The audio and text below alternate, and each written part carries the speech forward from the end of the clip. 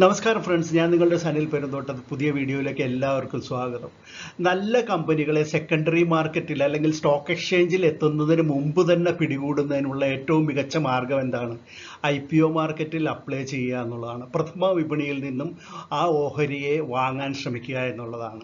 അപ്പോൾ IPOകൾ വരുന്ന സമയത്ത് അത് അപ്ലൈ ചെയ്യുകയും അത് നിങ്ങൾക്ക് കിട്ടുകയും ചെയ്യുകയാണെങ്കിൽ വളരെ കുറഞ്ഞ വിലയ്ക്ക് ആ ഓഹരി നിങ്ങൾക്ക് സ്വന്തമാകുകയും പിന്നീട് സെക്കൻഡറി മാർക്കറ്റിൽ ലിസ്റ്റ് ചെയ്ത് കഴിയുമ്പോൾ വലിയ വിലകളിലേക്ക് പലപ്പോഴും എത്തുന്ന ആ ഓഹരികളെ നിങ്ങൾക്ക് വിറ്റ് ലാഭമെടുക്കുന്നതിനോ അല്ലെങ്കിൽ ദീർഘകാലം നിങ്ങളുടെ കൈവശം വെച്ചുകൊണ്ടിരുന്ന് വലിയ വലിയ നിലകളിൽ എത്തുമ്പോൾ വിൽക്കുന്നതിനും ഒക്കെ സാധിക്കുന്നതാണ്. അതിന് വേണ്ടത് IPO മാർക്കറ്റിൽ നല്ല ഓഹരികൾ നിങ്ങൾ വാങ്ങാനായിട്ട് ശ്രമിക്കണം എന്നുള്ളതാണ്. സെപ്റ്റംബർ മാസത്തിൽ തന്നെ നോക്കൂ, എത്രയെത്ര IPOകളാണ് വന്നത്. അതിൽ നമുക്ക് എടുത്തു പറയാവുന്നത് ബജാജ് ഹൗസിംഗ് ഫിനാൻസിൻ്റെ ഓഹരി തന്നെ നോക്കൂ. ആ ഇഷ്യൂ 70 രൂപയ്ക്കാണ് അവർ നടത്തിയതെങ്കിൽ ലിസ്റ്റ് ചെയ്തപ്പോൾ, അതായത് നിങ്ങൾ അപ്ലൈ ചെയ്ത് 3 ദിവസം കഴിഞ്ഞപ്പോൾ തന്നെ അത് ലിസ്റ്റ് ചെയ്യുകയാണ്. 4-ാം ദിവസം ലിസ്റ്റ് ചെയ്തപ്പോൾ 165 രൂപയ്ക്ക് മുകളിലേക്ക് അതിൻ്റെ വിലകൾ ഉയർന്നു പോയി. അതായത് ഏകദേശം 135-140% ലാഭം അന്ന് തന്നെ, അതായത് വെറും 3-4 ദിവസങ്ങൾ കൊണ്ട് തന്നെ നിക്ഷേപകർക്ക് കിട്ടുന്ന ഒരു കാഴ്ചയാണ് നമുക്ക് കാണാനായിട്ട് സാധിച്ചത്. എന്നാൽ എത്രയെത്ര IPOകൾ ഞാൻ അപ്ലൈ ചെയ്യുന്നു സാർ, എന്നിട്ടും എനിക്ക് ഒന്നും തന്നെ കിട്ടുന്നില്ല. അതുകൊണ്ട് ഈ ഓഹരി അപ്ലൈ ചെയ്യുന്ന പരിപാടി തന്നെ ഞാൻ നിർത്തി എന്ന് പറയുന്ന എത്രയോ നിക്ഷേപകരെ നമുക്ക് കാണാനായിട്ട് സാധിക്കും. കാരണം അവർ ഇഷ്ടം പോലെ ഓഹരികൾ അപ്ലൈ ചെയ്യാറുണ്ട്, പക്ഷെ ഒന്നും തന്നെ അവർക്ക് കിട്ടുന്നില്ലെന്നും മാത്രമല്ല ഇത് വടക്കേ ഇന്ത്യക്കാർക്ക് മാത്രമുള്ള എന്തോ ഒരു സംവിധാനമാണ് ഈ IPO മാർക്കറ്റ്, നമുക്കൊന്നും പറഞ്ഞിട്ടുള്ളതല്ല എന്നും പലരും പറയുന്നത് കേട്ടിട്ടുണ്ട്. എന്നാൽ അത് ശരിയാണോ? അല്ല. ആദ്യമായിട്ട് നിങ്ങൾ ചെയ്യേണ്ടത് ഒരു കാര്യമാണ്, ഞാൻ IPO മാർക്കറ്റിൽ ലേക്ക് വരുന്ന ഓഹരികളെ സംബന്ധിച്ചിടുന്ന വീഡിയോകൾ സമഗ്രമായിട്ട് പഠിക്കുക. അതിൽ പറഞ്ഞിട്ടുള്ള അഭിപ്രായങ്ങളും അതിൽ കൊടുത്തിട്ടുള്ള അനാലിസിസുകളും എല്ലാം പഠിച്ചതിന് ശേഷം നിങ്ങൾ സ്വന്തമായി നിങ്ങളുടെ കൂടി ഒരു അനാലിസിസും നിങ്ങളുടെ യുക്തിയും ചേർത്ത് അത് അപ്ലൈ ചെയ്യണമെന്ന് തോന്നുകയാണെങ്കിൽ അപ്ലൈ ചെയ്യുക. എന്നിട്ട് നിങ്ങൾക്ക് കിട്ടുന്നുണ്ടോ എന്ന് പരിശോധിക്കുക. അപ്പോൾ അതിന് എന്തെങ്കിലും കുറുക്ക് വഴി ഉണ്ടോ എന്നുള്ളതാണ് നിങ്ങളിൽ പലരുടെയും ചോദ്യം. അപ്പോൾ ആദ്യമായിട്ട് ഞാൻ പറഞ്ഞത്, ഈ വീഡിയോ കാണുക, എല്ലാം തന്നെ സമഗ്രമായിട്ട് പരിശോധിച്ചതിന് ശേഷം അപ്ലൈ ചെയ്യുക. എന്നിട്ട് ഇത് കിട്ടുന്നുണ്ടോ എന്ന് പരിശോധിക്കുക. അതിന് കുറുക്ക് വഴികളുണ്ടോ കിട്ടാനായിട്ട്, എളുപ്പത്തിൽ കിട്ടാനായിട്ട് എന്ന് നമുക്കൊന്ന് പരിശോധിക്കാം. അതിനെ സംബന്ധിച്ചാണ് ഈ ചെറിയ വീഡിയോ മുഴുവനായിട്ടും കാണുക. അതിനുശേഷം നിങ്ങളുടെ അഭിപ്രായം കമൻറ്റ് ബോക്സിൽ ഇടുക. IPOകൾ അപ്ലൈ ചെയ്ത് കിട്ടാനായിട്ട് കുറുക്ക് വഴികൾ ഒന്നും തന്നെ ഇല്ല എന്നുള്ളതാണ് ആദ്യമായിട്ട് ഒരാൾ മനസ്സിലാക്കേണ്ടത്. എന്നാൽ ധാരാളം ശരിയായ വഴികളുണ്ട് താനും. അതേക്കുറിച്ചാണ് നമ്മൾ ഇന്ന് സംസാരിക്കുന്നത്. അപ്പോൾ എന്താണ് ആ ശരിയായ വഴി എന്നുള്ളതിലെ പ്രഥമമായിട്ടുള്ള കാര്യം, നിങ്ങൾ ആപ്ലിക്കേഷൻ അയക്കുമ്പോൾ ഒരേ ഒരു ആപ്ലിക്കേഷൻ മാത്രം അയക്കുക എന്നുള്ളതാണ്. നിങ്ങൾക്ക് പല ബ്രോക്കേഴ്സിൻ്റെ അടുത്തും അക്കൗണ്ടുകൾ ഉണ്ടായിരിക്കാം, മൾട്ടിപ്പിൾ ഡിമാറ്റ് അക്കൗണ്ടുകൾ ഉണ്ടായിരിക്കാം. അതുവഴി എല്ലാം ആപ്ലിക്കേഷൻ അയക്കുക. എന്നിട്ട് അപ്പോൾ നിങ്ങളുടെ ചാൻസസ് കൂടുമെന്നാണ് നിങ്ങൾ വിചാരിക്കുന്നതെങ്കിൽ അത് തെറ്റാണ്. അതുകൊണ്ട് തന്നെ ഇത് റിജക്റ്റ് ചെയ്തപ്പെട്ടേക്കാം. അപ്പോൾ നമ്മൾ ചെയ്യേണ്ടത്, പ്രത്യേകിച്ച് അറിയേണ്ടത്, നമുക്ക് പാൻ കാർഡ് എന്നൊരു കാര്യം ഉണ്ടെന്നുള്ള കാര്യം മറക്കരുത്. പാൻ നമ്പർ ഒന്നേ ഉള്ളൂ ഒരാൾക്ക്.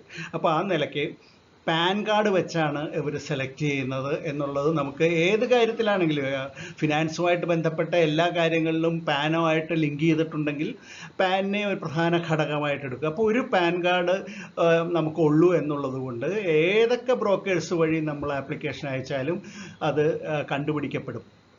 അപ്പോൾ ഒരു ആപ്ലിക്കേഷൻ മാത്രം നമ്മൾക്ക് അയക്കാൻ പാടുള്ളൂ. അപ്പോൾ ഒരു ഷെയറിൻ്റെ, ഏതെങ്കിലും ഒരു കമ്പനിയുടെ കാര്യമാണ് പറഞ്ഞത്, ഒരു IPO വരുമ്പോൾ ആ ഒരു IPOയ്ക്ക് ഒരു ആപ്ലിക്കേഷൻ മാത്രമേ നിങ്ങൾ അയക്കാൻ പാടുള്ളൂ എന്നുള്ളതാണ് പ്രഥമമായിട്ട് അറിഞ്ഞിരിക്കേണ്ട കാര്യം. ഇനി അടുത്തതായിട്ട് അറിയേണ്ട കാര്യം, ഒരു ഷെയറിന് അല്ലെങ്കിൽ ഒരു കമ്പനിയുടെ IPO വരുമ്പോൾ നമ്മൾ അപ്ലൈ ചെയ്യുകയാണെങ്കിൽ, നമ്മളൊരു റീറ്റെയിലറാണ്. അപ്പോൾ റീറ്റെയിലേഴ്സിനെ സംബന്ധിച്ചിടത്തോളം ഒരു ലോട്ടേ അപ്ലൈ ചെയ്യേണ്ട കാര്യമുള്ളൂ. അതായത് കിട്ടാനായിട്ട്, നിങ്ങൾക്ക് IPO കിട്ടാനായിട്ട് ഏറ്റവും കൂടുതൽ സാധ്യത വരണമെന്നുണ്ടെങ്കിൽ നിങ്ങൾ ആ ആപ്ലിക്കേഷനിൽ ഒരു ലോട്ട് മാത്രമേ അപേക്ഷിക്കാവൂ എന്നുള്ളതാണ് ഒരു കമ്പനിയുടെ IPO അപ്ലൈ ചെയ്യുമ്പോൾ. അതെന്തുകൊണ്ടാണെന്ന് വെച്ച് കഴിഞ്ഞാൽ, ഒരു കമ്പനിയുടെ ഓഹരിക്ക് നമ്മൾ പല പലപ്പോഴും വായിച്ചു മനസ്സിലാക്കാറുണ്ട്. അല്ലെങ്കിൽ നെറ്റിലെല്ലാം നമുക്ക് അറിയാൻ സാധിക്കുന്ന ഒരു കാര്യമാണ്, ഏത് കമ്പനിയുടെ ആണെങ്കിലും നല്ല കമ്പനി ആണെങ്കിൽ അതിന് ഓവർ സബ്സ്ക്രിപ്ഷൻ വരുന്നതായിട്ട് നമുക്ക് മനസ്സിലാക്കാനായിട്ട് സാധിക്കും. അതായത് മൊത്തമുള്ള ഓഹരിയുടെ എത്രയോ ഇരട്ടി അപേക്ഷകരാണ് ഇത് അപ്ലൈ ചെയ്യുന്നത് എന്നുള്ളതാണ്. അപ്പോൾ അങ്ങനെ വരുമ്പോൾ ഇവർ വിതരണം ചെയ്യുന്നത് ഒരു പ്രത്യേക രീതിയിലാണ്. അതായത് ടോട്ടൽ ഓഹരി കൊടുക്കാനുള്ള ഓഹരികളേക്കാൾ വളരെ കൂടുതൽ അപേക്ഷകരുണ്ടെങ്കിൽ അവർ ലോട്ടറി പോലെ തന്നെയാണ്, ലോട്ടറി വിതരണം ചെയ്യുന്ന പോലെ തന്നെയാണ് സെലക്ട് ചെയ്യുന്നത് ആൾക്കാരെ. അപ്പോൾ അവർക്ക് എല്ലാവർക്കും അവർ സെലക്ട് ചെയ്യുന്ന ഇൻവെസ്റ്റേഴ്സിന് ഓരോ ലോട്ട് വെച്ചായിരിക്കും വിതരണം ചെയ്യുന്നത്. അതിലപ്പോൾ 100 200 ലോട്ട് എഴുതിയിട്ട് ഒരു കാര്യവുമില്ല. ഇനി ടോട്ടൽ കമ്പനി ഇഷ്യൂ ചെയ്യാൻ ഉദ്ദേശിക്കുന്ന ഓഹരികളേക്കാൾ കുറവാണ് അപേക്ഷകളെങ്കിൽ എല്ലാവർക്കും തന്നെ ഓരോ ലോട്ട് വെച്ച് കമ്പനി കൊടുക്കും. എന്നിട്ട് ബാക്കിയുള്ള വരുന്ന ഓഹരികൾ ഒരു പ്രോറാട്ട ബേസിൽ ബാക്കിയുള്ളവർക്ക് വിതരണം ചെയ്യുകയാണ് ചെയ്യുന്നത്. അപ്പോൾ നമ്മൾ വെറുതെ ആവശ്യമില്ലാതെ ഒരുപാട് ലോട്ടുകൾ അപ്ലൈ ചെയ്യുന്നത് കൊണ്ട് ഒരു പ്രയോജനവുമില്ല എന്ന് മാത്രമല്ല, ഒരു ലോട്ട് അപേക്ഷിക്കുന്നവനാണ് ഓഹരി കിട്ടാനായിട്ട് ഏറ്റവും കൂടുതൽ സാധ്യത എന്നുള്ളതും മനസ്സിലാക്കണം. ഇനി മറ്റൊരു മാർഗം പറയുകയാണെങ്കിൽ വീട്ടിലുള്ള മറ്റംഗങ്ങളെ കൊണ്ടുകൂടി അപ്ലൈ ചെയ്യിക്കുക എന്നുള്ളതാണ്. അപ്പോൾ നിങ്ങൾക്ക് അല്ലെങ്കിൽ നിങ്ങളുടെ കുടുംബത്തിലേക്ക് ആ ഓഹരി കിട്ടാനുള്ള ഒരു സാധ്യത വർദ്ധിക്കുകയാണല്ലോ. സ്പൗസിനെ കൊണ്ട്, ഭർത്താവിനെ കൊണ്ടോ ഭാര്യയെ കൊണ്ടോ, അതല്ലെങ്കിൽ മാതാപിതാക്കളുണ്ടെങ്കിൽ അവരെ കൊണ്ടും എല്ലാം, അവർക്കെല്ലാം ഡിമാറ്റ് അക്കൗണ്ട് ഉണ്ടായിരിക്കണം. ആ ഡിമാറ്റ് അക്കൗണ്ട് വഴി അപ്ലൈ ചെയ്യുകയാണെങ്കിൽ നിങ്ങൾക്ക് അതിൻ്റെ സാധ്യത വർദ്ധിക്കുകയാണ്. ആർക്കെങ്കിലും ഒരു ലോട്ട് കിട്ടാതിരിക്കില്ല. പക്ഷേ മറ്റൊരു കാര്യം അറിഞ്ഞിരിക്കേണ്ടത്, മൈനർ ആയിട്ടുള്ളവരുടെ ഡിമാറ്റ് അക്കൗണ്ട് ഉണ്ടെങ്കിൽ അവരുടെ ഡിമാറ്റ് അക്കൗണ്ട് വഴി അപ്ലൈ ചെയ്യുകയാണെങ്കിൽ അതിൽ ഓഹരി കിട്ടുകയാണെങ്കിൽ അത് നിങ്ങൾക്ക് ഉടനെ ഒന്നും വിൽക്കാനായിട്ട് സാധിക്കില്ല എന്നുള്ളത് പ്രത്യേകിച്ച് അറിഞ്ഞിരിക്കണം.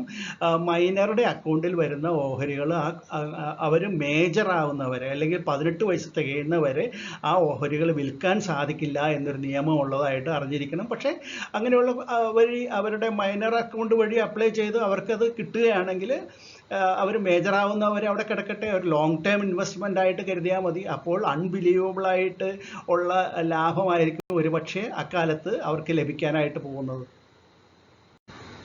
ഇപ്പോൾ IPOകളെല്ലാം തന്നെ ബുക്ക് ബിൽഡിംഗ് മെത്തേഡിലാണ് നടക്കുന്നത്.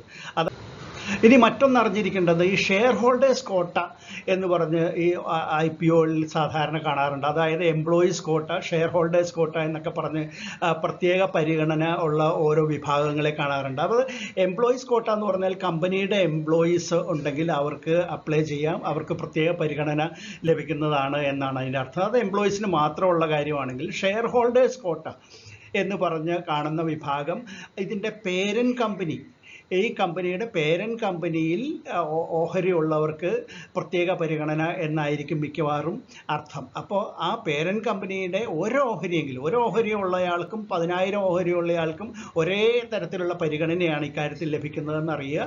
അപ്പോൾ ഒരു ഓഹരിയെങ്കിലും അത്തരം കമ്പനികളിൽ നിങ്ങൾക്ക് ഉണ്ടെങ്കിൽ, അല്ലെങ്കിൽ അത് നിങ്ങൾ വാങ്ങി വെക്കുകയാണെങ്കിൽ ഇതിലെ ഈ പരിഗണന നിങ്ങൾക്ക് ലഭിക്കുന്നതാണ്. കാരണം ഈ ഷെയർ ഹോൾഡേഴ്സ് കോട്ടയിലും എംപ്ലോയീസ് കോട്ടയിലും ഒക്കെ അപേക്ഷകൾ കുറവായിരിക്കും. അതുകൊണ്ട് തന്നെ ഓഹരി കിട്ടാനുള്ള സാധ്യതയും കൂടുതലായിരിക്കും. IPO അപേക്ഷ പലപ്പോഴും റിജക്റ്റ് ആവുന്നതിന് ഒരു പ്രമുഖ കാരണം ടെക്നിക്കലായിട്ടും ഹ്യൂമൻ എററുമാണ്. അപ്പോൾ അതെന്താണെന്ന് നമുക്കൊന്ന് ശ്രദ്ധിക്കുക. അതായത് പാൻ കാർഡിലുള്ള നിങ്ങളുടെ പേരിൻ്റെ സ്പെല്ലിംഗ് തന്നെയാണോ നിങ്ങൾ ആപ്ലിക്കേഷനിൽ എഴുതിയിരിക്കുന്ന നിങ്ങളുടെ പേരിൻ്റെ സ്പെല്ലിംഗ് എന്നുള്ളത് ചെക്ക് ചെയ്യുക. അത് അല്ലെങ്കിൽ റിജക്റ്റായി പോകുന്നതാണ്. പിന്നെ മറ്റൊരു കാര്യം, UPI വഴി അപ്ലൈ ചെയ്യുന്നവർക്ക് എപ്പോഴും തന്നെ എറർ സംഭവിക്കാറുണ്ട്. പലപ്പോഴും പല എററുകൾ സംഭവിച്ച് കംപ്ലൈൻറ്റുകൾ അധികം കേൾക്കുന്നത് UPI വഴി അപ്ലൈ ചെയ്യുന്നവർക്കാണ്. അതുകൊണ്ട് അത് ഒഴിവാക്കുക. പരമാവധി നെറ്റ് ബാങ്കിങ് വഴി അപ്ലൈ ചെയ്യാനായിട്ട് ശ്രമിക്കുക. നിങ്ങൾക്ക് എല്ലാവർക്കും നിങ്ങളുടെ ബാങ്കിൽ നെറ്റ് ബാങ്കിങ് ഫെസിലിറ്റി ഉണ്ടല്ലോ. നെറ്റ് ബാങ്കിങ്ങിൽ ഓഹരി അപ്ലൈ ചെയ്യാനുള്ള പ്രൊവിഷൻ ഉണ്ട്. അത് പരമാവധി യൂസ് ചെയ്യുക. അതിലെ അസ്ബ ഫെസിലിറ്റി, അപ്പോൾ നിങ്ങളുടെ അക്കൗണ്ടിൽ നിന്ന് പൈസ പോകുന്നില്ല എന്തായാലും, അപ്പോൾ അസ്ബ ഫെസിലിറ്റിയിൽ നിങ്ങൾ ഓഹരികൾ അപ്ലൈ ചെയ്യാനായിട്ട് ശ്രമിക്കുക. പിന്നെ മറ്റൊരു കാര്യം, ഒരിക്കലും ലാസ്റ്റ് ഡേ വരെ ഇത് വെച്ച് നീട്ടരുത്. നമ്മൾ എല്ലാ കാര്യത്തിലും അങ്ങനെയാണല്ലോ. അപ്പോൾ ലാസ്റ്റ് ഡേ വരെ ഇത് അപ്ലൈ ചെയ്യാതിരിക്കരുത്. കാരണം പലപ്പോഴും വൈഫൈയുടെയൊക്കെ പ്രോബ്ലം വരും. വൈഫൈ കിട്ടാതെയൊക്കെ വരുമ്പോഴത്തേക്ക് നിങ്ങൾക്ക് ലാസ്റ്റ് മിനിറ്റിൽ ഹറിബറി ആയിട്ടൊക്കെ ചെയ്യേണ്ടതായിട്ട് വന്നാലോ. അതുകൂടാതെ ഈ ബാങ്കുകളുടെ തന്നെ സമയം, ഈ IPO ക്ലോസ് ചെയ്യുന്ന സമയമൊക്കെ പല വ്യത്യസ്തമാണ് പല ബാങ്കുകളിലും. അതും അങ്ങനെയുള്ളൊരു പ്രോബ്ലവും നിങ്ങൾക്ക് ഒഴിവാക്കാം. പിന്നെ ഫണ്ട് ഷോർട്ടേജ് ഒക്കെ ഉണ്ടെങ്കിൽ ഈ ലാസ്റ്റ് മിനിറ്റിൽ ചെയ്യാനായിട്ടൊക്കെ നിന്ന് കഴിഞ്ഞാൽ അതും നിങ്ങൾക്കൊരു പ്രശ്നമായിട്ട് വന്നേക്കാം. അപ്പോൾ അതെല്ലാം കൂടി ഒന്ന് ശ്രദ്ധിക്കുന്നത് എപ്പോഴും നന്നായിരിക്കും. എന്തായാലും നിങ്ങൾക്ക് എല്ലാവർക്കും ബെസ്റ്റ് ഓഫ് ലക്ക് ഇക്കാര്യത്തിൽ ഞാൻ നേരുകയാണ്. കൂടുതൽ ഇൻവെസ്റ്റ്മെൻറ്റുകൾ ഈ IPO വഴി നടത്താനായിട്ട് നിങ്ങൾക്ക് സാധിക്കട്ടെ. അതായത് സെക്കൻഡറി മാർക്കറ്റിനെ പോലെ തന്നെ IPO മാർക്കറ്റിനെ അല്ലെങ്കിൽ പ്രൈമറി മാർക്കറ്റിനെയും കൺസിഡർ ചെയ്യണം. എന്നിട്ട് നല്ല ഓഹരികൾ സെക്കൻഡറി മാർക്കറ്റിൽ എത്തുന്നതിന് മുമ്പേ തന്നെ നിങ്ങളുടെ കൈകളിലേക്ക് എത്തട്ടെ. നല്ല ലാഭം നിങ്ങൾക്ക് നേടാനാകട്ടെ എന്ന് ഞാൻ ആശംസിക്കുന്നു. നമുക്ക് മറ്റൊരു വീഡിയോയുമായിട്ട് വീണ്ടും ഉടൻ തന്നെ കാണാം. നിങ്ങളിത് ലൈക്ക് ചെയ്യാനും ഷെയർ ചെയ്യാനും വീഡിയോയെ എല്ലാ രീതിയിലും സപ്പോർട്ട് ചെയ്യാൻ മടിക്കണ്ട. അപ്പോൾ അതുവരെ ഗുഡ് ബൈ.